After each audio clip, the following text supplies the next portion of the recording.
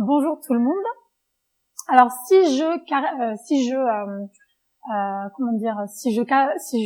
schématise un petit peu, aujourd'hui il y a deux catégories de personnes, les influenceurs et les influencés.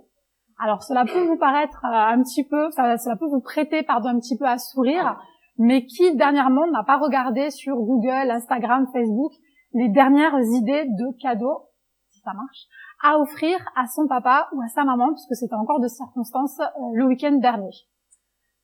Qui également n'a pas consulté des blogs de voyage pour organiser ses prochaines vacances. Regardez un petit peu, moi j'ai un ami qui est Instagrammeur voyage et ça me fascine de voir qu'il parcourt le monde entier, tout ça aux frais donc de compagnies de voyage, d'hôtels, etc. et qui nous partage du coup son expérience de voyageur Instagrammeur sur ce réseau-là. Donc, qui ne l'a pas fait pour s'organiser prochainement?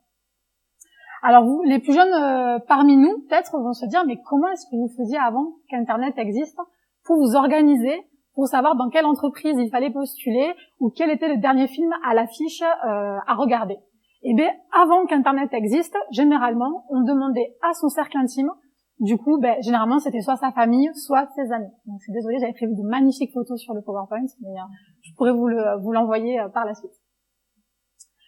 Quand on avait besoin de conseils un peu plus développés pour, par exemple, acheter une paire de baskets de running ou sa nouvelle machine à café, on pouvait également passer par des experts, soit en boutique, soit des experts dans des cabinets, etc., pour trouver la matière dont on avait besoin.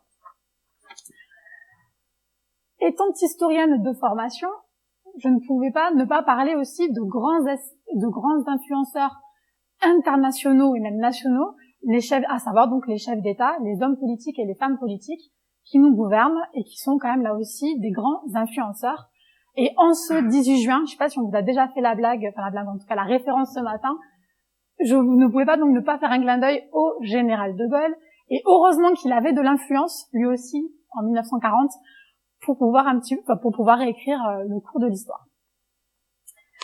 Donc le général de Gaulle, je sais pas si vous vous rappelez, il a passé donc son appel via les ondes de la BBC, qui est donc la radio publique britannique, et ça me permet donc d'introduire les médias, qui ont eux aussi cristallisé l'influence jusqu'à ces 15 dernières années, on va dire. Ce sont surtout eux en fait qui médiatisaient les informations de nos marques, nos entreprises, hommes politiques, les people, etc. Et donc jusqu'à la naissance du web, ce sont les journalistes qui cristallisaient, comme je viens de le dire, une bonne partie de l'influence vis-à-vis du grand public. Donc il y a une quinzaine d'années, moi c'est à peu près à ce moment-là que j'ai commencé à faire ce métier donc d'attachée de presse et de consultante donc en relations publiques et en influence, sont apparus les blogueurs. Ce phénomène un petit peu au départ original.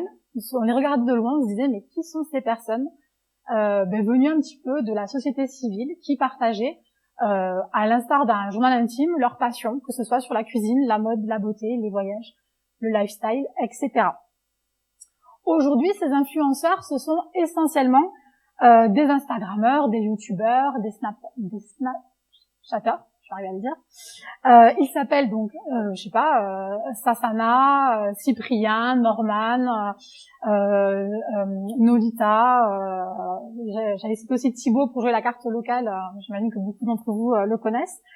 Ils partagent leur passion et tout ceci a débuté tout d'abord sur les plateformes de microblogging et ensuite ça a explosé vraiment avec l'avènement du web 2.0 et des réseaux sociaux.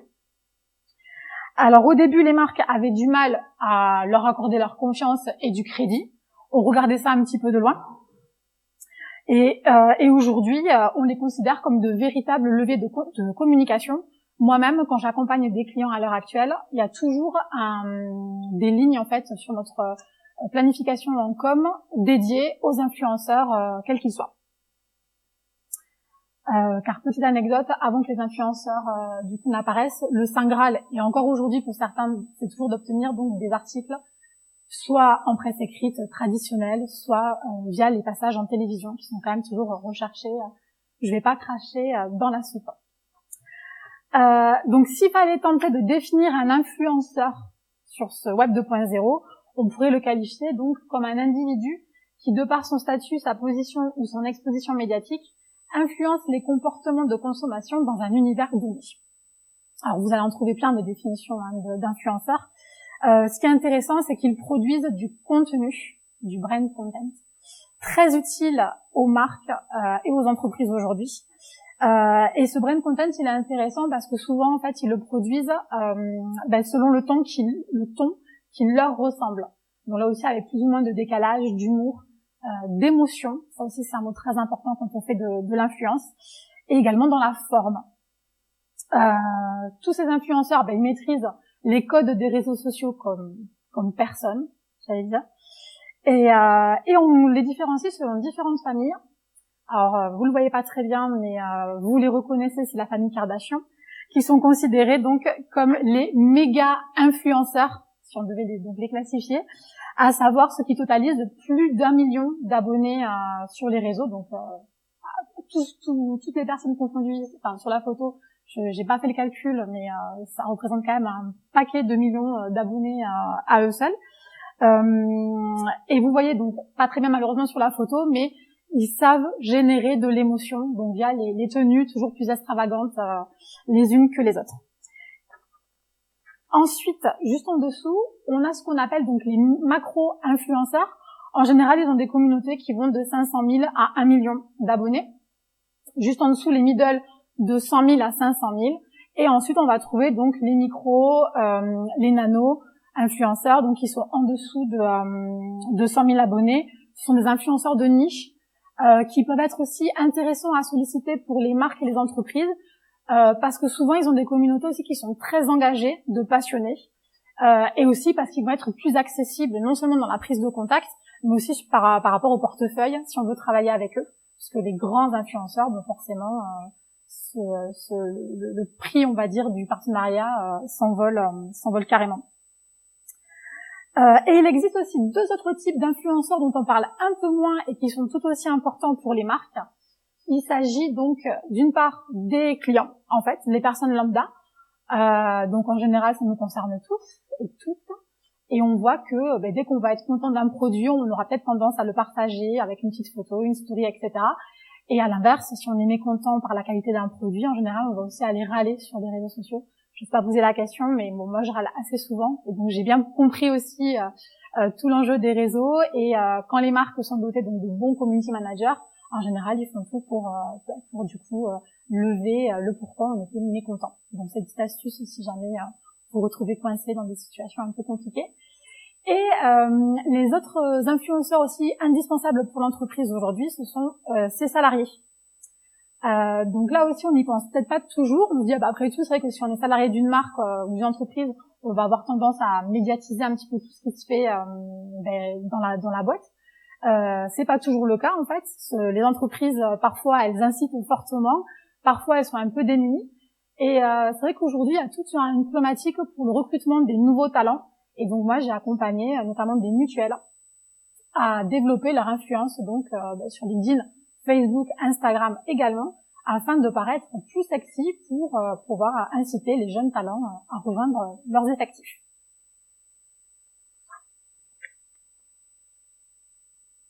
Alors l'influenceur type, du coup, il fait pas partie de ceux qui vont gagner leur vie en fait exclusivement via l'influence. La grande majorité, elle se situe entre 1000 et 50 000 abonnés. Donc, vous voyez, c'est quand même pas les grands chiffres qu'on peut retrouver précédemment. Donc, ils sont loin de gagner leur vie exclusivement grâce à cette activité-là. Ils sont très jeunes. En général, ils font ça entre 19 et 30 ans. Parce qu'après, une fois qu'on a 30 ans avec une activité professionnelle, être aussi assidu et participer aux événements, c'est un peu plus compliqué pour eux. Et les réseaux actuels qu'ils affectionnent plus particulièrement, alors il y a le grand boom d'Instagram depuis 3-4 ans. J'imagine que vous aussi, du coup, vous y êtes abonnés assidûment. Et on retrouve tout de suite après YouTube et Facebook, qui font partie aussi et encore des réseaux privilégiés. Et petit à petit, c'est vrai que les premiers blogueurs, ils continuent à entretenir leur blog, mais tout se passe quand même essentiellement via ces plateformes aujourd'hui 2.0. Et le sujet principal de tous ces influenceurs, enfin tous j'exagère, mais en tout cas de 40% d'entre eux, c'est ce qu'on appelle le lifestyle. Alors je sais pas comment vous le qualifieriez, le lifestyle, mais en gros on parle un petit peu de tout, ses loisirs, ce qu'on mange, ce qu'on porte, etc. Donc c'est vrai que pour les marques, ce nouveau phénomène, ça leur a permis aussi donc de pouvoir gagner de la visibilité très vite, de construire leur notoriété, leur image. Donc ça c'est vraiment très important. Il y a aussi un aspect, là je vais peut-être un peu titiller la sensibilité s'il y a des journalistes dans la salle, ou des futurs journalistes, c'est que ils sont plus malléables vis-à-vis du contenu. On va avoir tendance à dire à un blogueur avec qui on travaille, ou même si on ne travaille pas forcément avec lui, ça serait bien que tu changes telle ou telle phrase, ou que tu mettes tel ou tel titre, etc. Il y en a qui font vraiment des copier-coller de tout ce qu'on leur envoie sans aucun problème. Alors que c'est vrai qu'un journaliste, il y a quand même, et encore, il faut le défendre, la liberté de la presse. Et donc, parfois, on n'est pas toujours 100% satisfait de l'article, du reportage qu'on a pu obtenir. Donc ça, personnellement, moi, je défendrai toujours la profession de journaliste. Mais c'est vrai que du coup, les influenceurs, sur ce point-là, représentent aussi cette opportunité pour les marques. La possibilité aussi de toucher des cibles que touchent pas les médias traditionnels, puisqu'on sait qu'il y a une crise de confiance, et avec les gilets jaunes, malheureusement, on l'a vu encore, les journalistes ont des conditions de travail très compliquées aujourd'hui. La crédibilité de la profession, elle a pris un coup. Et donc, c'est vrai que les gens qui délaissent un petit peu les médias traditionnels se reportent sur les réseaux sociaux, et donc ça permet aux marques de les toucher par cet intermédiaire-là. Donc aujourd'hui, vous l'aurez compris, les influenceurs sont devenus vraiment les chouchous des agences de communication et de marketing. Donc ça a basculé et bousculé toutes nos pratiques, et ça a donné naissance donc à la discipline de marketing d'influence. Et pour de nombreux marketeurs, c'est même devenu le principal outil d'acquisition de clients. Donc ça fait partie vraiment des gros bouleversements de ces dernières années. Leur force à ces influenceurs, moi je dirais que c'est leur ambition et leur culot, et leur faiblesse, c'est également leur ambition et leur culot. Là aussi, vous devez avoir pas mal d'exemples qui vous viennent en tête. Donc dans ce monde où le numérique a redistribué les cartes de la confiance, la communication d'influence, elle prend une dimension nouvelle face à la publicité traditionnelle. Là aussi, on a vu les impacts, notamment en termes de budget de communication, qui vont progressivement se passer donc de la publicité traditionnelle au marketing d'influence. Et avec les réseaux sociaux et la croissance du digital, de nouvelles formes d'influenceurs ont rejoint les journalistes des médias traditionnels. La réputation devient plus que jamais essentielle, et la communication doit intégrer des éléments d'authenticité. Ça, c'est un élément très important pour pouvoir être efficace. Alors, une étude qui date de l'an dernier a montré aussi toute la pertinence de l'influence. Alors, ça passe par des chiffres, et en général plus que symboliques, parce que là, on touche vraiment au portefeuille. Et à savoir que pour $1 investi dans le marketing d'influence, en termes de ROI, donc de retour sur investissement, cela rapporte aux marques $7,65. Donc, je sais pas, enfin, si vous voyez le ratio, ça reste quand même plutôt une aubaine, quelque chose de assez rentable. Donc encore jusqu'à aujourd'hui. La moitié des marketeurs professionnels, donc interrogés, déclarent avoir un budget entièrement dédié au marketing d'influence, et 67% d'entre eux l'ont augmenté, ce budget, entre 2017 et 2018. 80% des marques, c'est quand même colossal, c'est quasiment toutes, si j'ose dire, elles ont augmenté leur contenu marketing grâce à l'influence durant ces 2 dernières années, car vous savez qu'avec tout l'afflux de ce qu'on trouve sur les réseaux sociaux, la véritable bataille aujourd'hui, c'est celle de l'attention, en fait. Comment est-ce qu'on arrive à capter l'attention de l'internaute, des personnes comme vous et moi? Comment est-ce que Facebook arrive à vous faire rester plus longtemps sur le réseau? Idem pour Instagram, Google, etc. Toutes ces plateformes. Et 62% des achats en ligne et hors ligne ont été influencés aussi par Facebook. Donc ceux qui prédisent la mort de Facebook, qui va pas tarder à battre aux monnaies, je sais pas si vous avez suivi un peu l'actualité, mais ils vont lancer leur propre monnaie. Moi j'attends toujours que Facebook meure, parce qu'une entreprise qui continue à faire 15 milliards de bénéfices malgré toutes les difficultés qu'on lui décrit, moi je suis preneuse, je sais pas vous, mais C'est plutôt pas mal. Alors, influence par-ci, influence par-là. C'est vrai que ce mot, il est tellement utilisé qu'il en devient presque galvaudé aujourd'hui. Alors, est-ce que c'est la fin d'une époque? Moi, je dirais que c'est plus le temps un peu d'une remise en question, finalement. Car souvent, ce qui est décrié, notamment vis-à-vis des communautés qui suivent les influenceurs, ça va être le manque de transparence, l'uniformité parfois des contenus qu'on va retrouver. Certains influenceurs qui deviennent trash, je sais pas si vous vous rappelez Paul Logan et sa vidéo sur la forêt des suicidés au Japon, voilà, et la course au like, entre autres. Et depuis un an, il y a aussi un phénomène, c'est la chasse aux fake influenceurs, donc des comptes anonymes créés par des robots ou par des trolls, qui vont polluer, si j'ose dire, tout l'écosystème. Et donc il y a certains influenceurs, donc comme Guillaume Ruchon, qui avait sorti une vidéo pour vous donner des codes et vous permettre de débusquer un petit peu ces fake influenceurs. Il y a également Bastos with Love qui dénonce le placement de produits un peu intempestifs. C'est vrai que si on regarde Instagram, on a tendance à voir quand même que les influenceurs sont devenus de véritables panneaux publicitaires. Je ne sais pas si vous les voyez, mais je pense que vous les reconnaissez. Donc 3 grands influenceurs, ils sont 4, qui ont été épinglés pour des collaborations qui n'ont pas forcément été spécifiées au départ. Camille Lacour et les petits biscuits de Lu. Ensuite, il y a McFly et Carlito. Ça, c'était pour leur collaboration avec le parfum de Kenzo, qui avait été également donc épinglé parce que ça n'avait pas été affiché comme tel. Et puis Nabila, comme vous savez, qui est toute donc une experte reconnue en shampoing et également en Bitcoin, pardon. Voilà, donc c'est vrai que quand le produit n'est pas raccord avec la personnalité de l'influenceur, ça fait vite tâche, si j'ose dire, et la communauté va s'en rendre compte et le décrier, donc à devenir un bad buzz. Donc là aussi, en termes de stratégie de communication, je reviens surtout sur celui de Nabila et du Bitcoin, tous les plateaux télé en ont parlé. Donc c'est vrai qu'en termes d'opération RP, là pour le coup au sens de relations presse traditionnelles, ça a été quand même une superbe opération. Après, je sais pas si les gens ont acheté pour autant plus de Bitcoin ou pas. Aujourd'hui, je crois que le cours du Bitcoin n'est pas GG, par rapport aux envolées qui avaient été relevées il y a quelques mois.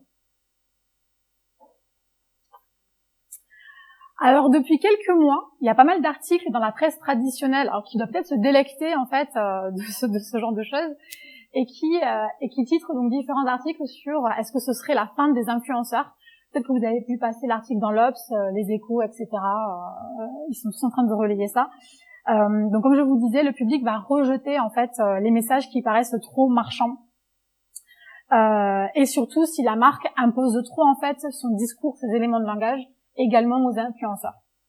Même la youtubeuse Enjoy Phoenix, elle a fait une vidéo pour dire qu'elle prenait du recul vis-à-vis des marques. Donc ça c'était très joli sur la forme. Maintenant dans le fond, je sais pas trop ce qu'il en est et je n'ai pas entendu une marque qui disait respecter ça et du coup ne plus la solliciter pour des partenariats. Voilà. Donc c'est là aussi c'est l'envers du décor si j'ose dire entre ce qu'on veut afficher et ensuite la réalité. Qui oblige quand même ces blogueurs également et influenceurs à vivre de leur passion. Les marques aussi commencent à se faire un petit peu connaître et à afficher leurs règles du jeu, à savoir donc le groupe Unilever donc qui possède l'ensemble de ces marques et qui a décidé de ne plus travailler avec les influenceurs qui achètent leurs followers, leurs likes et l'engagement. Parce qu'aujourd'hui, tout ça peut s'acheter sur le dark web. Aussi bien des stars internationales, donc comme les plus grands influenceurs très connus, que des micro-influenceurs. Et c'est vrai que en termes de rémunération, en général, quand on noue des partenariats avec ces influenceurs-là, pour déterminer en fait le sonnant et le trébuchant du partenariat, on va souvent se focaliser sur la communauté sur laquelle l'influenceur va interagir et engager. C'est ça qui va fixer un petit peu le barème de la collaboration. D'où vous comprenez l'impératif pour ces influenceurs d'agréger en fait le maximum personnes sur les réseaux et surtout le maximum de likes, etc. Si vous regardez les photos, des vidéos sur YouTube, vous verrez toujours les influenceurs commencer leurs vidéos en demandant tout de suite de liker ou de mettre un commentaire, etc. Il y a quelques années ou quelques mois, ils le faisaient plutôt en fin de vidéo. Je sais pas si ça vous l'avez remarqué. Pour vous donner une idée, le site Business of Fashion a estimé qu'une influenceuse mode qui a plus d'1 million de personnes sur soit son compte Instagram, sa chaîne YouTube, etc., et qu'elle arrive à les engager aussi facilement, elle facture à environ 15 000 $ un post sur Instagram. C'est plutôt une activité lucrative, je dirais, ça reprend à peu près 12 000 €.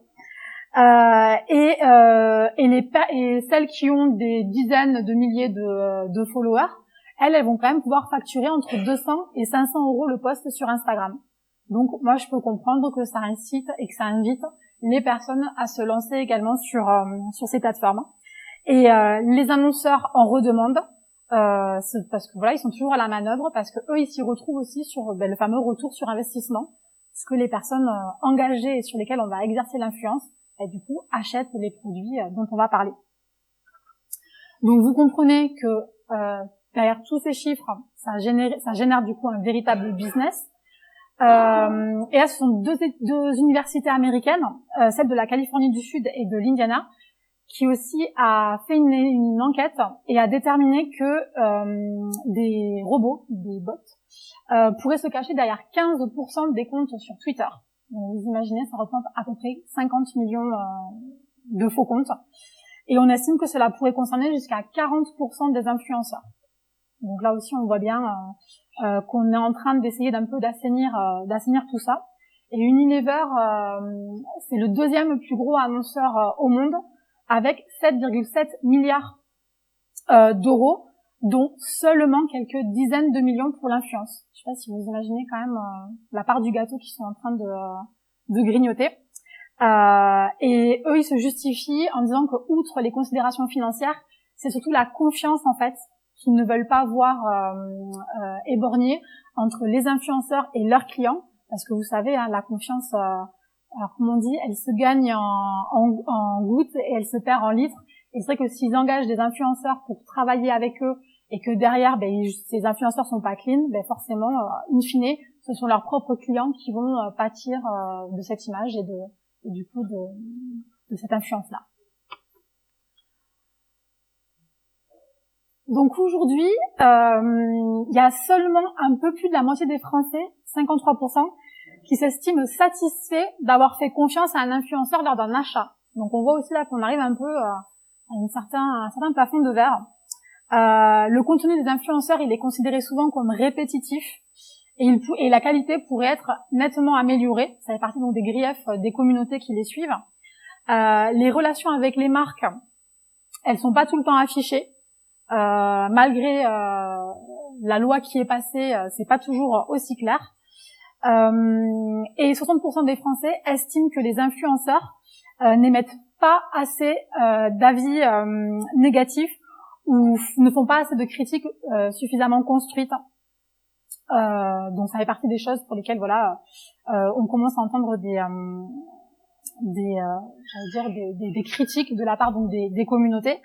Et 41% des sondés déclarent ne pas savoir si les influenceurs font la promotion d'attitudes éthiques. Donc ça y est, le mot il est posé et on commence à vraiment s'interroger sur l'envers du décor.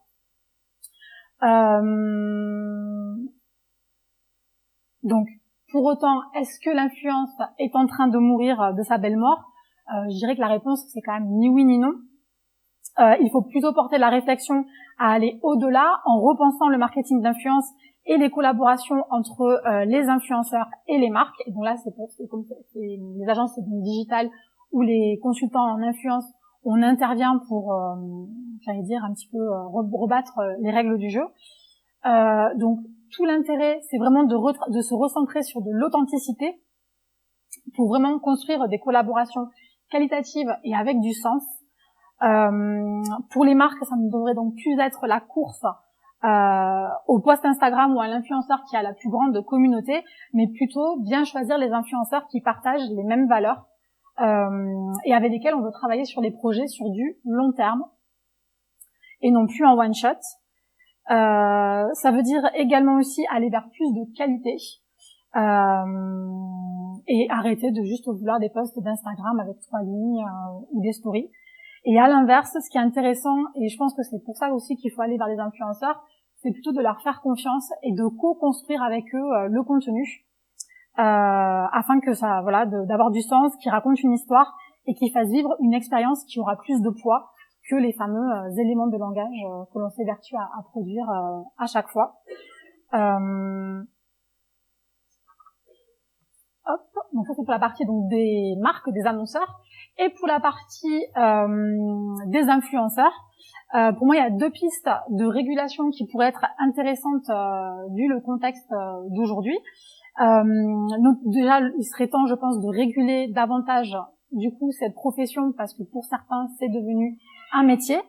Je ne sais pas si vous avez suivi, mais il y a en 2017, l'autorité de régulation des professionnels de la publicité a édicté une règle que tous sont loin quand même de suivre à la lettre, à savoir donc la collaboration commerciale doit être portée à la connaissance du public de manière explicite et instantanée. Donc normalement, quand il y a un partenariat, l'influenceur doit marquer en partenariat avec ou sponsorisé par. Et ça, c'était afin de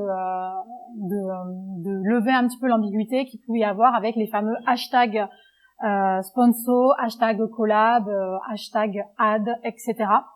Mais bon, les plus gros le font en général parce qu'ils savent qu'ils sont suivis et qu'ils sont étudiés. Les plus petits sont pas du tout, le font quand même pas aussi régulièrement. Et aujourd'hui, si jamais on ne respecte pas, voilà, le fait de mentionner ce fameux en collaboration avec, on s'expose, j'allais dire un peu comme avec la loi du téléchargement, à un simple courrier de rappel à la loi, etc. Et éventuellement une amende. Aujourd'hui, j'ai pas su trouver sur Internet si un influenceur avait déjà été épinglé et condamné à verser de l'argent parce qu'il n'avait pas affiché son partenariat. Du coup, ça fait suite à ce que je vous disais sur Nabila, Camille Lacour et McFly et Carlito. Voilà. Donc c'est vrai que jusqu'où on va devoir aller dans la réglementation et jusqu'où fixer les limites. Est-ce qu'on ira jusqu'à enfermer des influenceurs en prison? Je sais pas jusqu'où il faut aller. Mais en tout cas, c'est vrai que la cible des millennials qu'on va chercher surtout à mettre le focus à travers les réseaux sociaux, elle demande quand même à ce qu'il y ait vraiment de la transparence et de la confiance et donc à lever un petit peu le voile sur l'envers du décor et l'opacité qu'il peut y avoir.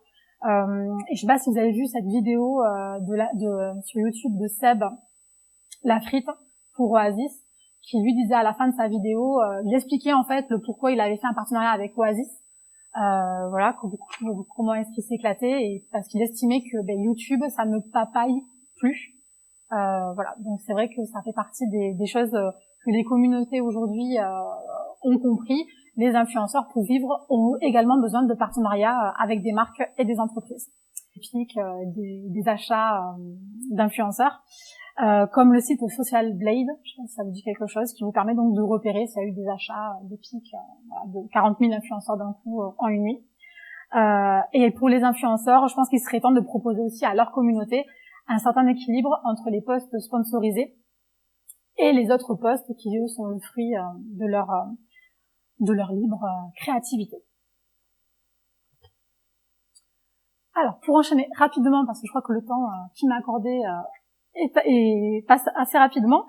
Donc aujourd'hui, le pouvoir des influenceurs sur les consommateurs et les marques est encore bien réel, puissant et indéniable. Leur faire confiance n'est plus une option. Mais une fois n'est pas coutume, alors ça c'est Lénine qui le disait, la confiance n'exclut pas le contrôle. Et bientôt, il y aura des influenceurs robots, qui naîtront donc de l'intelligence artificielle et qui réinterrogeront le lien entre les marques et leurs clients. Donc donner dès à présent ce cadre de confiance permettra finalement d'en maîtriser les usages pour mieux aborder certains défis qui vont se poser là dans ces prochaines années. Je sais pas si vous vous rappelez l'an dernier le tweet de Kylie Jenner, qui est la demi-sœur de Kim Kardashian, qui avait affolé Wall Street et fait perdre plus d'1 milliard de dollars à Snapchat en disant qu'elle n'allait plus sur ce réseau social-là. Donc je sais pas si vous voyez un petit peu l'impact d'un simple tweet d'une influenceuse sur une telle entreprise, voilà. Donc on peut plus faire l'impasse sur ce genre d'impact d'influenceurs. Et avec donc l'avènement des réseaux sociaux, beaucoup ont prophétisé que c'était pour le temps pour les relations presse traditionnelles, qu'on entamait du coup notre chant du cygne, qu'on allait du coup mourir de notre belle mort. Donc du coup je voudrais rassurer, je sais pas s'il y a des consoeurs et des confrères, ou même moi du coup qui fait ce métier depuis maintenant 12 ans. L'influence, ça nous a bousculé, ça nous a, on a dû réviser pas mal de choses de notre façon de travailler. L'influenceur, vous le voyez, il revêt différents visages, il s'adapte aussi énormément avec ce que proposent les plateformes qui évoluent, j'allais dire, de jour en jour. Il y a un changement de temporalité qui est assez évident où aujourd'hui on apprend à gérer avec le flux continu de l'information, donc ce qui est assez chronophage et j'allais dire et c'est du temps continu. Il y a un changement aussi dans les outils. Certes, on travaille toujours avec le communiqué de presse, mais on passe énormément aussi sur les réseaux sociaux avec des tweets et à contacter nos journalistes également via ces plateformes-là. Et donc aujourd'hui, c'est vrai que les relations presse et publiques deviennent les relations avec les publics. Et donc l'attachée de presse, comme je l'ai dit en préambule, elle devient aussi consultante en relation avec les publics. Mais du coup, notre ADN reste intact parce que si on était challengé, plus ou moins déboussolé au départ, et si on a émis plus ou moins de freins aussi à l'avènement de ces réseaux sociaux, c'était sans compter sur notre attachement à notre métier et notre capacité à s'adapter, car au fond, si tout a changé, l'ADN, donc qui quand même tient à l'aspect du relationnel, lui, reste intact, j'allais dire. Donc en 15 ans, l'influence a muté, elle prend davantage de formes et elle recouvre davantage de techniques. Faire de l'influence aujourd'hui, c'est mixer les enjeux RP, les enjeux du marketing et les enjeux des médias. C'est comprendre comment naissent les influenceurs sur le web en général et les plateformes en particulier.